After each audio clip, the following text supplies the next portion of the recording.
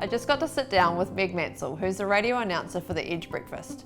She's a wife, she's a mum of the gorgeous Miss Daisy, and she is an absolute amazing lady to talk to. We talked about our body images and how it's very much a work on for all of us. We talked about being a working parent and the pressures and expectations that can come with that. And we talked about believing in yourself and also thinking about the person that you want to be and how you're going to start taking actions to get there. Can't wait for you to hear it. Let's get into it.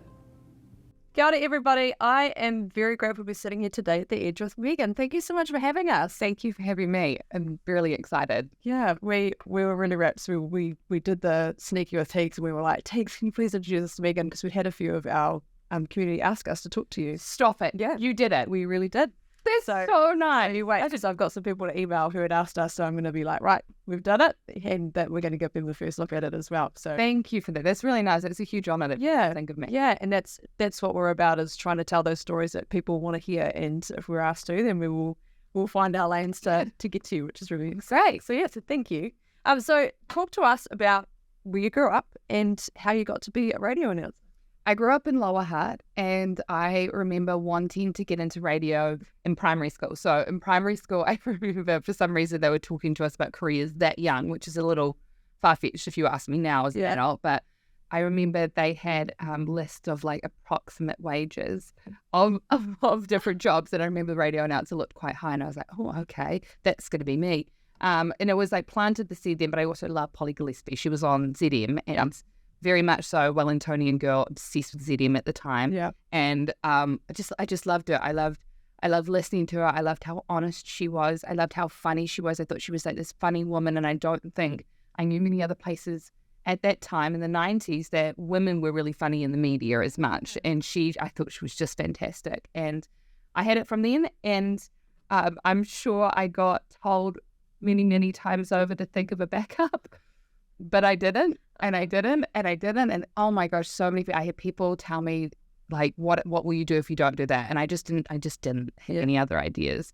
And I tried to get into broadcasting school 3 times, but 2 times I failed. The 3rd time I only got in because one girl dropped out on the Friday. They were meant to start on the Monday, and I was the next person on the wait list. And they asked me, do you want the spot? And if you don't take it, we're not going to give it to anyone else. Because it's only 48 hours until we start uni.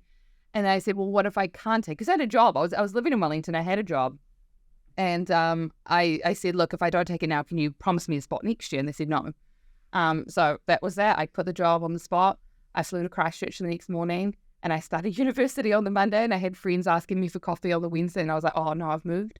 And I just dropped everything for it. And then that led to an internship. And that internship, I had a friend, Sophie, who worked at the Edge. She had an internship at the Edge just as a producer, and the workday role came up. And I mean, never in a million years did I think an intern in Queenstown on a like little local show would even have a show. Yeah. But she got my work in front of the boss, and somehow I got the job. So always grateful to Sophie who managed to get my foot in the door there.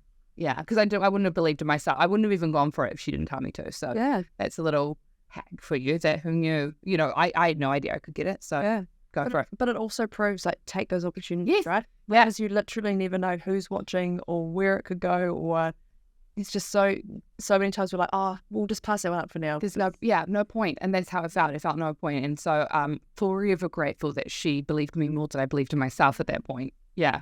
And those people, Sophie, like she's very successful now. Yeah. So she's one of those people that I think she's always had that mindset of like, why not give it a shot? Why not give it a go? And that has gotten her places all around the world. So very inspiring. Give it a nudge. But a good friend of the show is David Galbraith, who's a sports psychologist, and he's phenomenal. And that's the stuff he talks about, that dealing against the courage, just step forward, just give things a nudge. Don't veer away because of this imposter syndrome or talk. Yeah. And I think people get so scared of the cringe as well, like the cringe of like going for something that in theory is out of your league or what, you shouldn't be going for. And cringe can hold you back because you're worried about being embarrassed. Especially in New Zealand, for some reason, we've got a real cringe factor about us. Yep. And we think that people will laugh at us, but like it's how you get places. Yeah.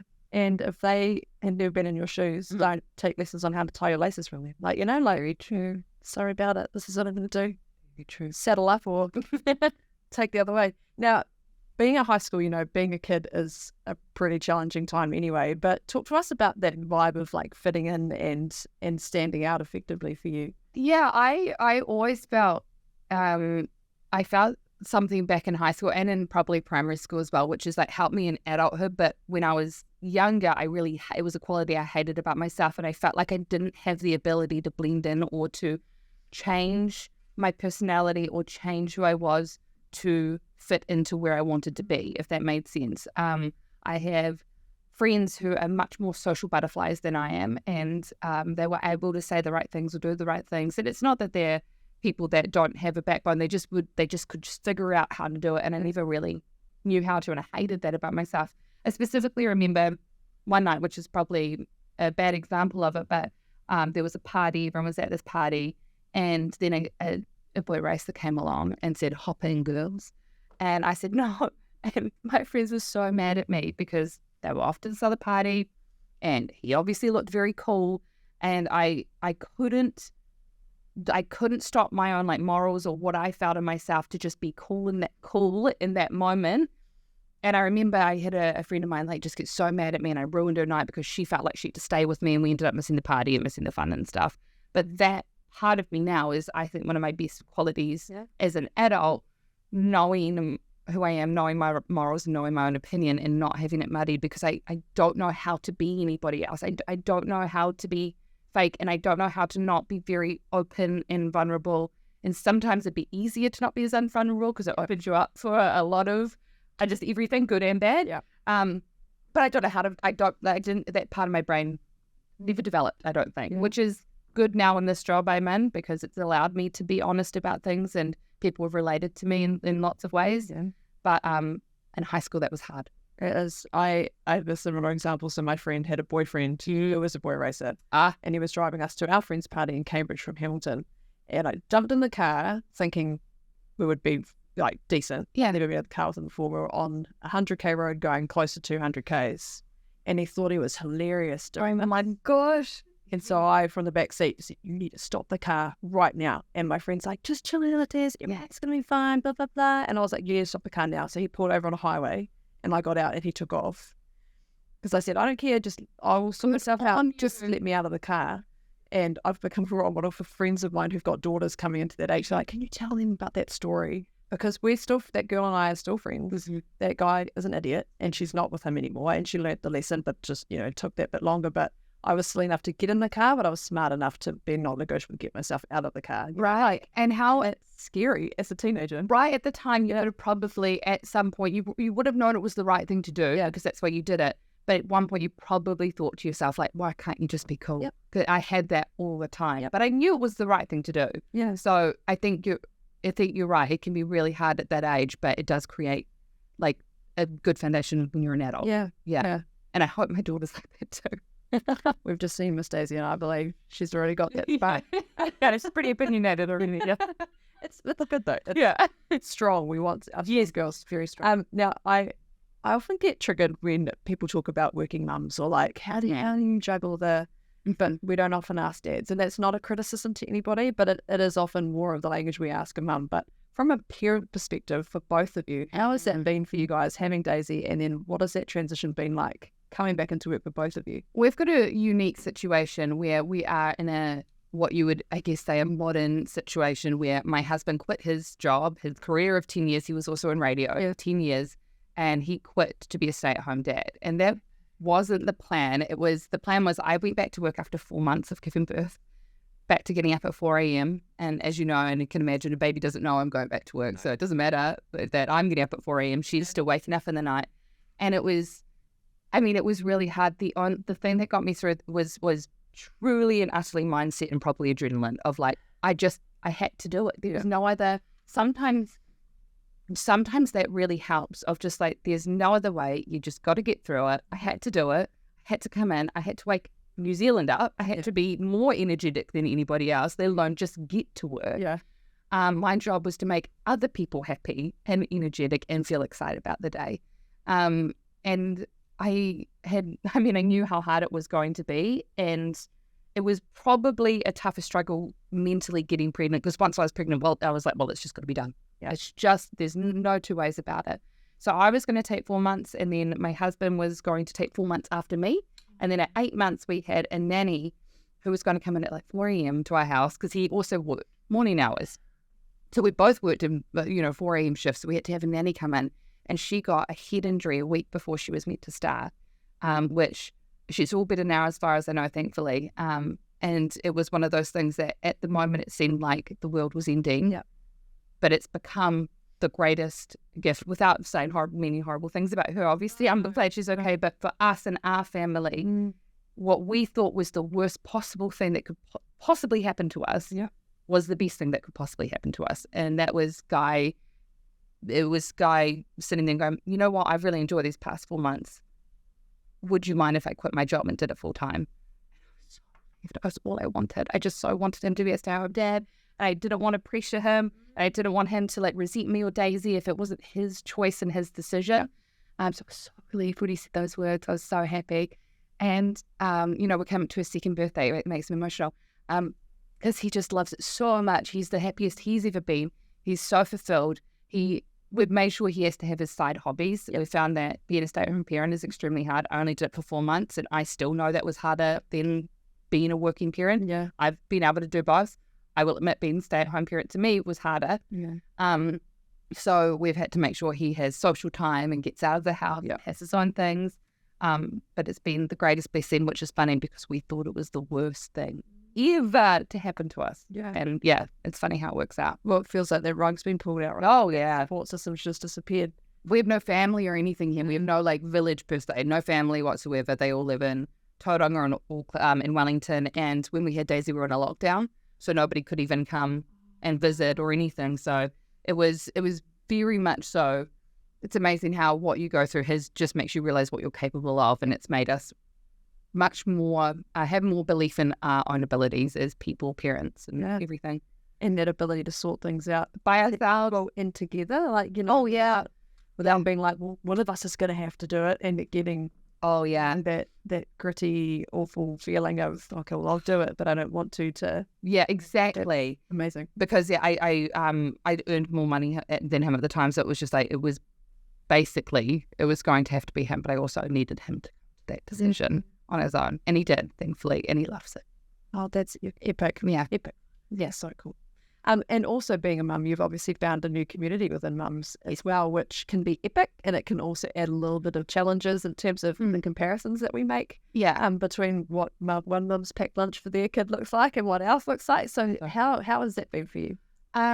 Social media, I think, is either the greatest tool or the devil in form. It's unbelievable how much it depends on who you're following, and I think you can curate what it's going to do for you. Yeah. It can be a fantastic tool when you follow like-minded people and parents, and it can be extremely hard if you're following people who possibly show sides that maybe is their reality but it's not yours, and so comparison just makes you extremely unhappy.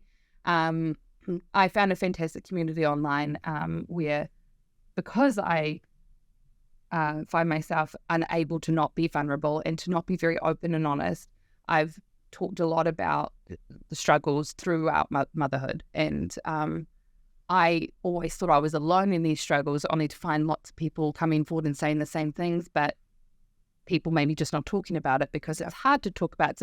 It's especially with mums or parents, but with mums specifically, a lot of mum guilt if you're not doing it right or doing it all. I found there were definitely moments of loneliness in being a mother, suddenly not knowing who I was anymore, suddenly not knowing who my friends were anymore. It wasn't even my friends. It is no diss to my friends. They're wonderful. It was me suddenly seeing myself differently and thinking that maybe I would be different around them. I'm in a much better headspace now, but I found a lot of mums out there that had struggled with loneliness and realizing where are my friendships and my social life gone? But then there's the guilt and even worrying about having a social life when you're a mother. It should just be all about your kid. But I do think there is a danger of toxic positivity, something that I make sure that I don't want my page to be. Yeah. And it can, I fall into the trap all the time myself when I see other people online who have maybe only put out the good bits. And the thing is, that's their choice and that's what they want to do. Yeah. It's my choice that I don't follow that because it messes with me. And that affects me. So I should be stepping away. They can do whatever they want on their pages and profiles. It is their space. But it's on me if it's making me unhappy to maybe walk away from that until I'm in a better place. And I think that can be a hard thing to do because people expect, like, you shouldn't be showing this. They can do whatever they want. Yeah. I'm the one that's going to maybe unfollow for a bit and come back when I'm in a better place where I don't feel the jealousy and comparison. Yeah.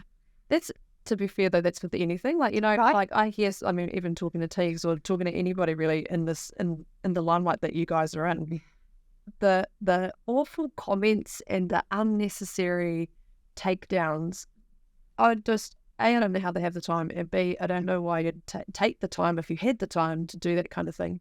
But just unfollow. I know. Like if exactly like you said, whether it's a mum group that you're like, actually they don't fit with my ethos of parenting, or it doesn't make me feel great, or whatever, just unfollow. Like it doesn't. Yeah. You need to sit there and then wait for the next post to make you angrier. It can be a really hard place to be in because you kind of get stuck in it and you almost like feed off it a little bit. I mean, and you like to, I know people do things like hate followers and you almost like to see them post and get angry about it. But I mean, it's not a good place to be, and it's not a nice thing to do.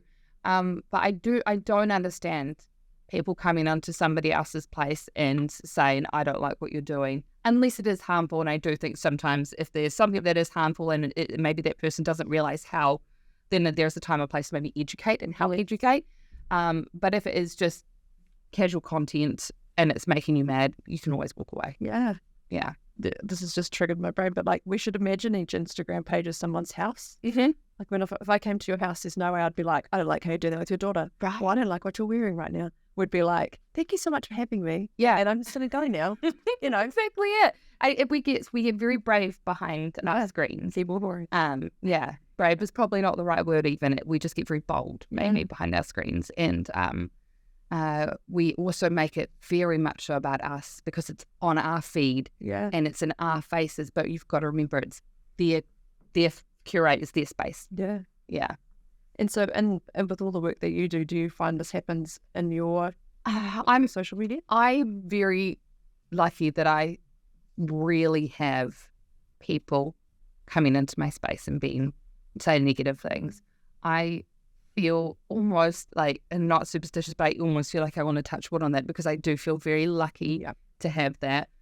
I don't know why I've gotten so lucky to have that, and it doesn't mean I've never had it, but I'm really lucky that I'm not in a position where I get but when it comes to my work page all the time. Yeah. But in my place, I'm pretty lucky. Yeah. At the moment. Hopefully that's what you've created as well, by being open and honest and possibly saying something. Yeah. I don't have to be here if you don't want to. Yeah. I had a pretty bad pregnancy actually. So I had quite a lot of people telling me what I shouldn't eat during pregnancy.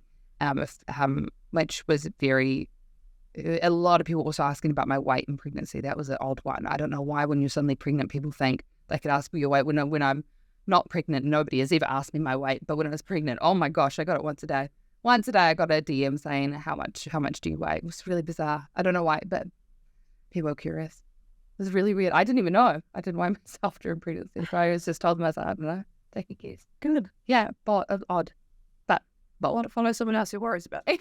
yeah. That asked him that question. Yeah. Oh my God. Which leads us to, I guess, like at the start of 2013, you made a choice to really prioritize your body and mind. So talk to us about that trigger point for you and what you're doing for yourself. Yeah. So when the pandemic hit 2020, I got married March 2020, 3 days before lockdown, but made the first big lockdown. I got in there, but the wedding was cut in half. Yep. Bridesmaids weren't able to be there. Family wasn't able to be there. It was very late. We got there, but it was not the lead up to the wedding. It was tears all the way up because I didn't know if the wedding was going to go ahead while I was getting ready. We were waiting for Jacinda to make the announcement of like what the parties were cut down to. On the day we got married, we got it done. I'm so happy and grateful, but it was not the wedding I thought it was going to be. The honeymoon got cancelled, obviously, so that never happened. 30th birthday got cancelled.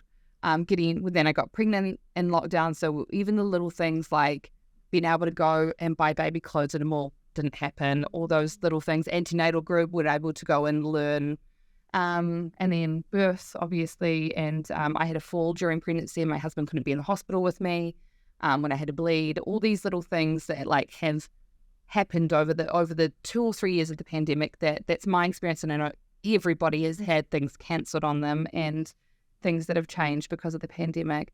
And then last year, it was very much so about I had the baby, I went back to work with a 4-month-old. Last year was survival. Yep. It was, can I do this? And then I realized I could.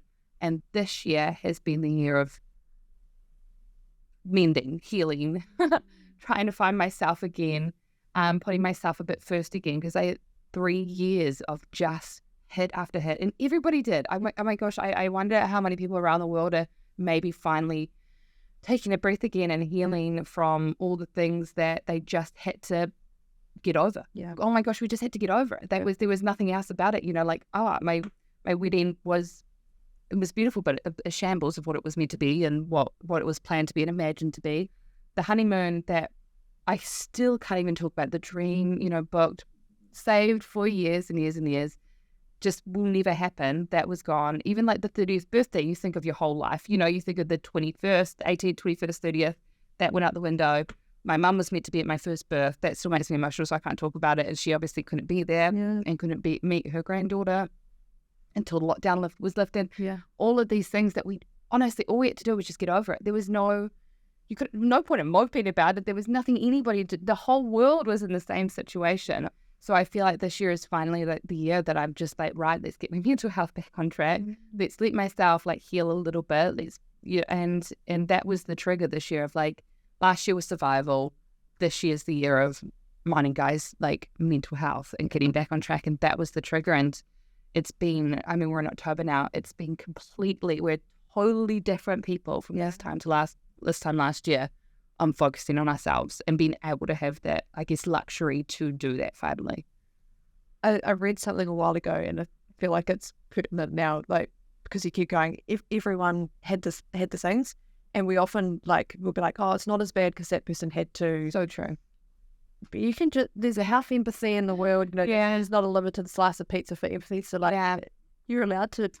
I always get funny talking about it because I do sit there and think, I mean, I was very lucky, and I think New Zealand as a whole, I don't want to also get political, but in New Zealand as a whole, we were so lucky of how little amount of people we lost. Yeah. And I kept all my family members, and that to me was the biggest win. And so I do definitely, I'm a bit harsh on myself there because I sit there and go, oh yeah, but I still have my mum. You know, like if she got the first round of COVID, I don't know. Yep. A person that didn't have the best immune system that would have, you know, who knows? But she's here. And I always think about that. So I am a bit mean to myself in that aspect because I sit there and go, oh, well, so what? You didn't have your dream wedding. Like, you know, but you're right. You are right. I'm allowed to be sad about that. Absolutely. Yeah. And it is perspective, you know, because then you can dust yourself off. Yeah, it isn't that bad, but also you can, you know. Yeah. There's those things like one of my dad's best friends from when he was basically like 7 years old, passed away, and we couldn't go to the funeral. And it's just little things like that for him. He's now 80 years old, almost 80. And like, not being able to say goodbye, it's just awful. Those moments that bring you closure, that when you get to, you know, see that person and say goodbye, and that happened to so many people over that time who couldn't even go to the hospital to say goodbye when they were still there. And can't imagine. And that's what I mean. Like that's why my things were just like, and you're right, I am allowed to mourn that, but they were just like a 30th birthday. So I understand that. Yeah, I mean, the world is healing, I think, or they're just trying to find their feet again. Healing is probably not even there yet. We're just like trying to find ourselves again and what this new person is and what we really want now. Yeah. PTSD will still. Oh, yeah. It'll stick there. I think people don't realize it. Exactly. We don't know how to give it those words because we're like, nah, right. Yeah. Especially Kiwis. Yeah. We're all right. So you've also you do journaling. So what do you focus on when you do your journaling? And have you found over time that it gets more specific and clearer, you know, like as you've practiced it, you can sort of see things deeper as you go along? Yeah, so I started the 1st of Jan. I do 1 page a night before bed, and it is a page with like gaps. So it's like lines, it's like a list that I do. And it started off with things like, I'm the luckiest person I know. I think I very much so, like, by the end of last year, got to a mindset of, woe is me. And there is always a place that we can like have some self-pity, but I was finding all the bad things in my life because I was focusing on all the bad things. And of course that would happen to me. Of course that was cancelled. Of course. So I wanted to try and flip it and say, well, what if I really focused on seeing the good things? I'm really lucky. Look what that email came in today. Oh my gosh, I was so lucky to get that small, teeny tiny things. Got that car park in the rain that, happened to be free. Things I would have just, like looked over and not even noticed last year. And it started out just kind of doing what I thought I should write. And you're right, it has become much easier. It's almost like a stream of consciousness now. It's almost like as if a page isn't enough. But I write things like yesterday I was so happy that it was good weather. Oh my goodness, how it's so nice to be out in the sun. I was happy for my daughter's health. Had a real nice dinner last night. That was really good. That worked out nicely. I got a good email yesterday from a boss that cleared something for me. And when you start really looking and focusing on the good things that happen to you, the incredible amount of good things that happen to you in a day. I've had some bad days this year. There have definitely been that I've had people that have passed away. Yeah. There is always something I've been able to find. There is always a page I've been able to fill every single day of what I am grateful for, of what I'm looking forward to, of kind things I saw that day, of nice things I saw that day. I've not missed a day, and I've not had a day where I've got nothing. Yeah. Never once. And I've done it for 8 months every single night. So it's been paramount for me to realize the good things. There's so much research that says once you train yourself to look for the good, rather than our brains, we're literally we're genetically wired to focus on bad. Really? Because we're genetically, from our predecessor, cavemen, they always look for danger. And so our brains are literally wired to find the bad. So all those gratitudes, that even just asking yourself what went well today and thinking of 3 things that went well, not just that you're grateful for, but what went well today. And I don't know, you might have had a really good show. And then you have to ask yourself what made it go well. I had a good sleep. My daughter had a great breakfast, or the drop off to kindergarten, whatever those things are, but actually recognizing what got you to that, and then you start making sure those things happen. And then, it's pretty powerful. It's so powerful. Yeah. Oh my goodness, is it powerful? I also found myself thinking, right, well, by the end of the year, who is the woman I want to be? What does she do? What does she sound like? What energy does she bring into a room? What would people describe her as? What kind of mother is she? What kind of wife is she? What kind of friend is she? How does she feel when she gets up in the morning? And that woman felt a million miles away at the start of the year. I would sit there and go, I guess she would shower every day. Like it was that bad. I was like, well, that woman, if she's got her life together, would probably shower every day. And so I started doing that because, again, I was in a pretty bad mental health space by the end of last year. And then I would think, okay, well, what would she do now? And I think, I should probably do maybe go for a walk, get outside. I think about that woman and I think, she'd probably get outside and get fresh air. And I just started doing what I thought she would do. And I found myself becoming that person because I'm doing the things that she would do. So I had become her. And that probably sounds a bit hooey-dooey, but it's actually, that's the only thing that I've changed this year is that that woman who I look in my head and I think, I'd look at her and think she's got her life together. She seemed happy. Yeah. She, people like to be around her presence. She's good at her job. She's a good mum. And she's kind of like, she goes to bed at night with a smile on her face. And I think, what do you think she would do in this situation? And that's all I've changed this year. I haven't done anything else. I think that, I think she would journal. She'd probably journal at the end of the day and write something that you should be happy. You should find the things that happened that day. We should do that. I'm going to start doing that. Yeah. It's the only thing I've changed this year. And like the change has just been incredible. It's like a little hack that I found. Yeah. That's an incredible piece for anybody listening. Yeah. To think about and decide the actions of who you want to be. Like, because if we stay in our busy ruts, right, we're never going to change the cycle. Or we're still going to wish to be in this different headspace or doing different things. But if we keep doing the same things, but if we can start to like imagine that person, imagine what they feel like every day, then you start to go, well, for her, I'm going to do this today. Yeah. And not for anyone else, not for my daughter, not for my husband, but for her, who I want to be. There's just these micro steps I can. It was micro at the start, very much so. It was just small things. Yeah. Whatever. I would just think, what would she like to have for dinner tonight? and I would have what I would think this woman would have for dinner tonight. And because I was doing what I thought this woman was doing, I became the woman. Yeah. Again, I think it sounds a bit who we do it, like, Mr. Corner said out loud, but honestly, that's been the biggest change. And you've changed your sleep patterns as well. Yes, she would go to bed early. I thought, she wouldn't stay up and watch program after program and or sit on her phone scrolling. She would have a shower, and then she'd put on some skincare and some nice moisturizer. She'd like that, and she would wear nice pajamas. I thought so. She would put on pajamas, and then she'd probably write in a journal, and she'd take some magnesium at night. She'd do something like that. This is all, this is how I did it. And then she would read a book. She'd start reading books, and then I did. And then from doing that, it's just, oh my God, the best bedtime routine ever. My husband laughed at it. It's like 17 steps. Whatever it is for you would be good for you. But for me, it's like, I look forward to going to bed now because I have a cup of tea and I wear nice pajamas and I get the room nice and dim with a candle and I read a good book and I love it. It feels like a great reset for me at the end of every day. I've even gone out with friends at night and got home at 1 a.m. and done my because to me, it's like, it just sets me up so nicely to go to sleep and feel better for the next day. And that's been really paramount. And if it feels like a gift to you, right? It does. And it's not a chore, No, gosh, no, not a chore.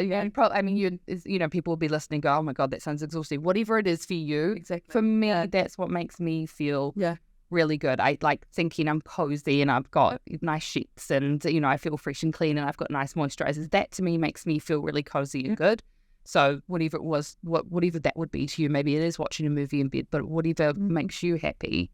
It's trying to do that every night. That thing you look forward to, because there's, again, lots of research, don't know why I'm delivering research today, but around what makes us happy.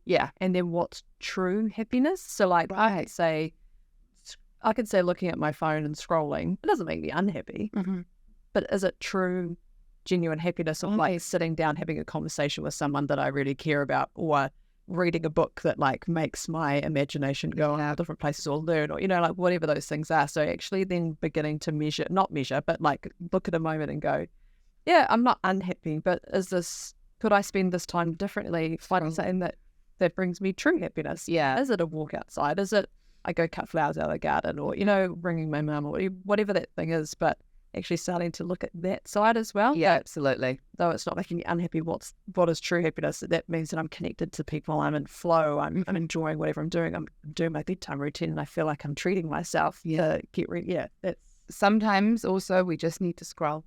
Sometimes, right? Sometimes. Sometimes we just also, I just want to sit on the couch and I want to scroll on Pinterest or TikTok. Nothing wrong with that. That's that. Again, toxic positivity thing where I think every time I have to be doing something wholesome or nourishing. No, sometimes I do just sit there and go on Instagram because that's the best thing for me at that moment and that's good and I can just switch off.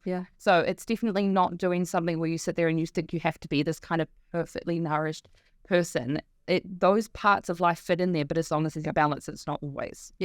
And we have this strong magnifier glass on ourselves, right? Like even if it's productivity, we're like, I should be using my... Oh my gosh, especially mums and parents. Oh, well. Same with mums with body image, right? Like we thought we were this person, we have a baby, and then now we think we have to fit back into these clothes or this regime because that mum is. And so what's your advice to women around that, around body image and around these shoulds and expectations and where they all come from? I read a really lovely quote the other day when it came to body image about specifically your face. If you're having troubles with if you're looking at your face in the mirror and you're not loving it, I have recently been having really strange thoughts of not liking my reflection.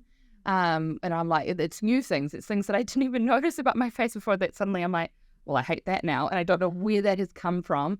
But I saw a lovely quote the other day of remember that your face is the creation of hundreds of people in love. And I mean, my parents are divorced now, but at one point I'm sure they were in love. And then before the parents were in love at some point, and my face has been created from all of those connections over those years. And that helped me a little bit. But with my body, I wish I could give you answers, but I'm still getting them myself.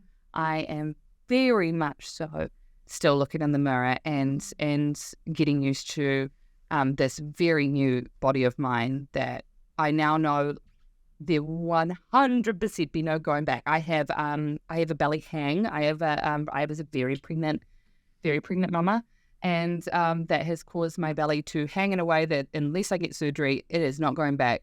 And for some reason, I mean, that to me was probably, because I grew up with eating disorders. Yeah. That would probably be my worst nightmare. A belly hang, like a belly apron, to me was the absolute, I think, like the worst thing that I could have. Yeah. And I have my own now. Wowie, that has been like a real journey to like get used to that. And I'm still getting there. I'm working on it every single day, where I'll like look in the mirror and I'll look at it, and even little things of not cringing, I think is a great step towards like feeling more and more. And also just every time I look at Daisy and think that this stomach created her, I created her. If I didn't have this belly hang is truly just from the fact that I created that little life running around, the best thing ever. So it's hard work though. There's like, to me, there is definitely no like single thing I could do or say that I've suddenly like, I'm amazing. I know my body is amazing because of what it's brought into the world.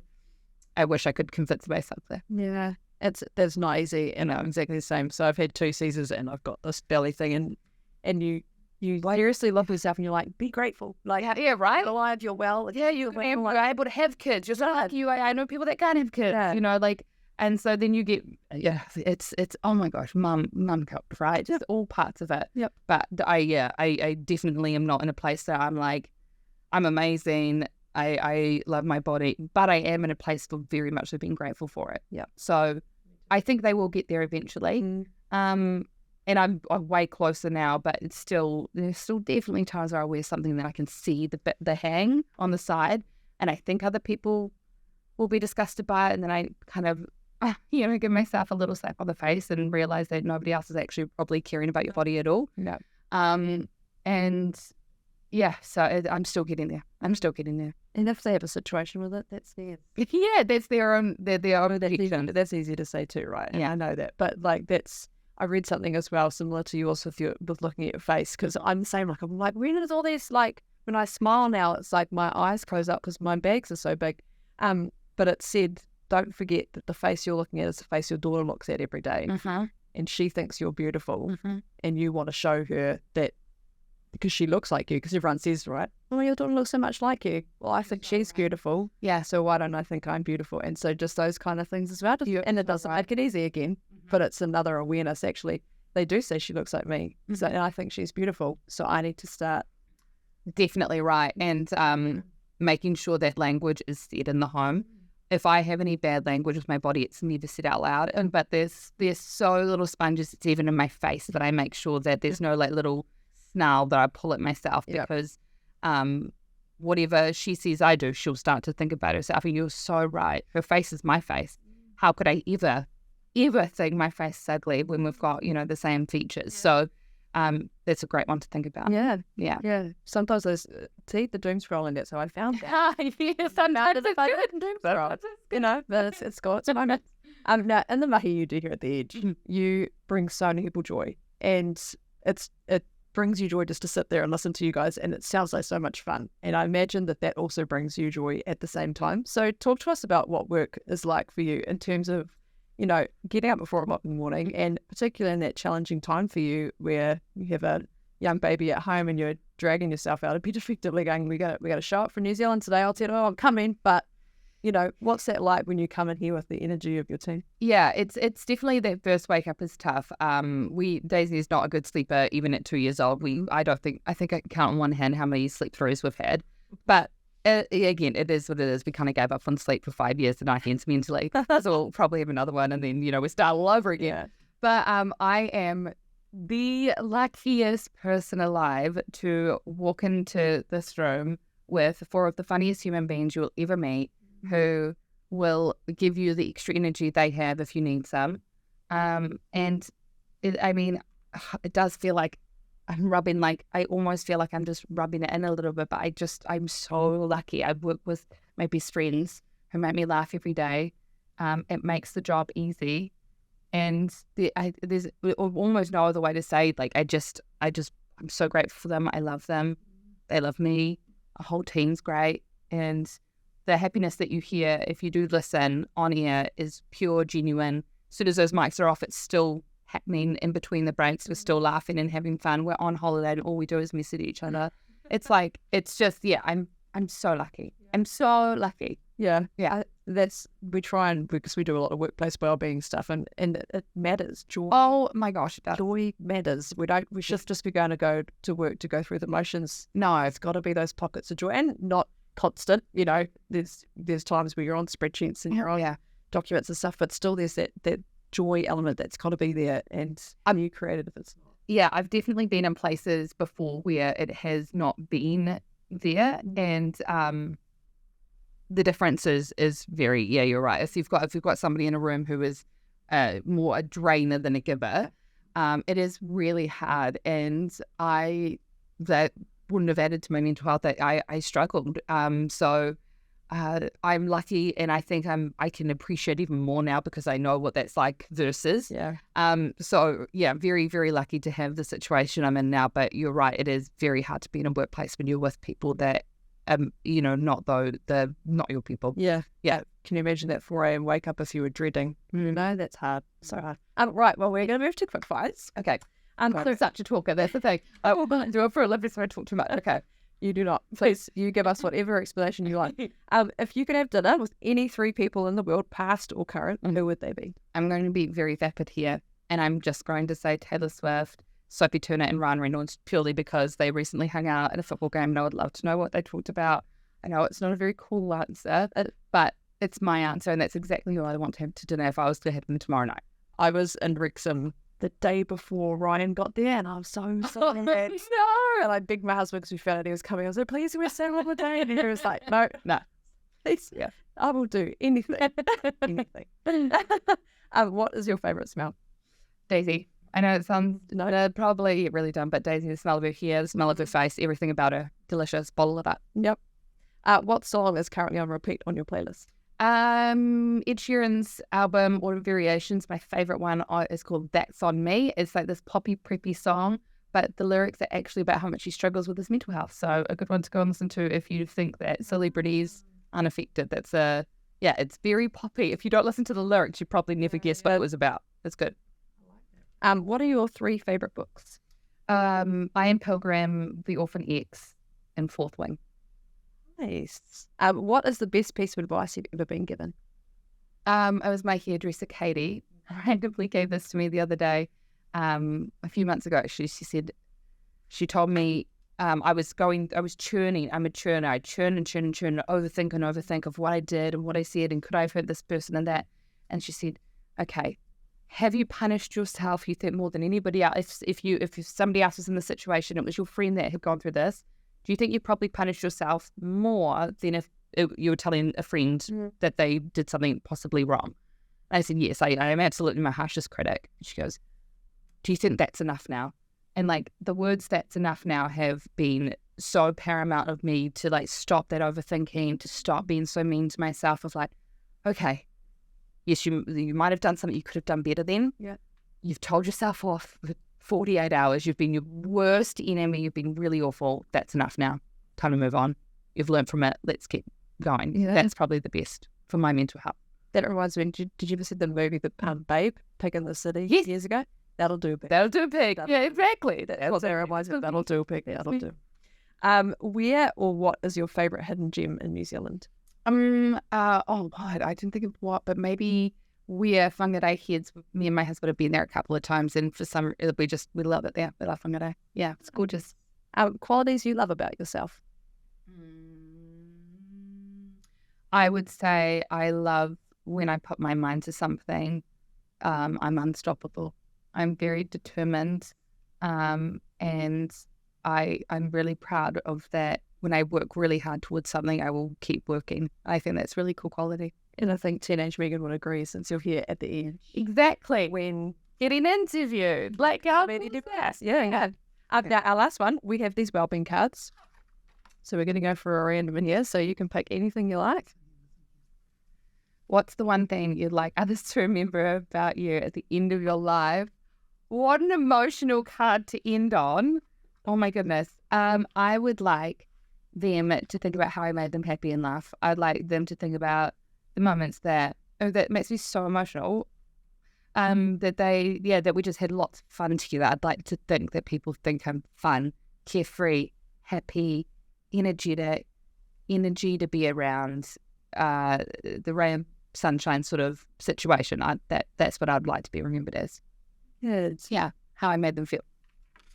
Thank you. Thank you so much for an amazing interview, Meg. This has been so cool. And I know there's going to be so many things for the people who are listening to this to take away, and those micro steps and understanding yourself and giving yourself grace to not have it all together yet, even be endeavouring to be aware and take the steps to try to get there, to find that joy and find that happy and be at peace with who you are and what you bring to the world. So thank you so much. This has been outstanding. Thank you so much. Thank you. And we'll see you again next time. Ka kite.